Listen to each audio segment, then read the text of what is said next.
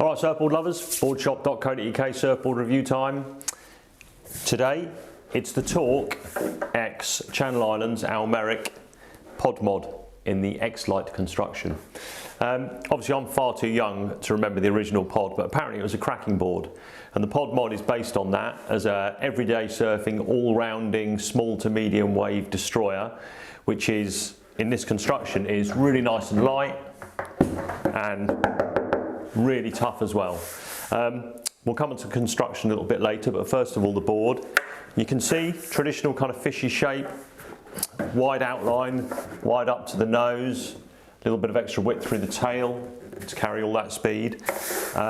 Single to double concave with a little bit of V out through the tail, which generates lift when you're paddling and also when you're up and riding, which keeps it speedy. And there's just enough rocker through the board, through the tail and through the nose to stop it biting when you're turning and taking off, but also so you get it on the rail, you get it turning.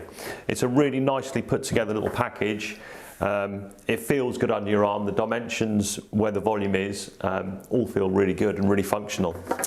It'll be great as a small wave board to sit below your kind of better wave or everyday board, because it will pick up waves really easily. That flat rocker, the wide point up here, makes it a really good paddler.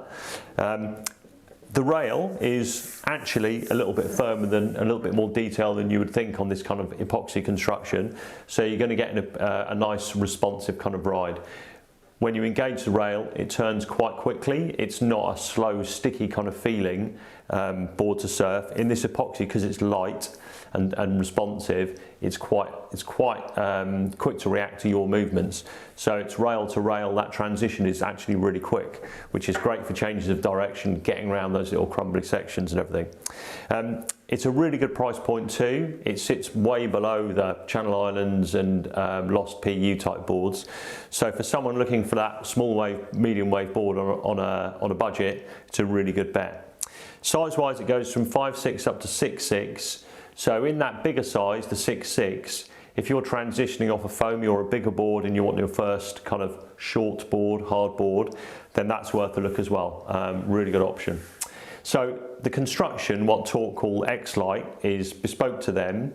And what it is an epoxy core, but the thing that they do that other epoxy manufacturing doesn't do is there's a layer of wood beneath the glass which kind of acts as a stringer. Now, when we first got these boards to test, we kind of looked at them and went, they're going to be really stiff. They're not going to surf very nicely. They're going to be pushed around by the chop.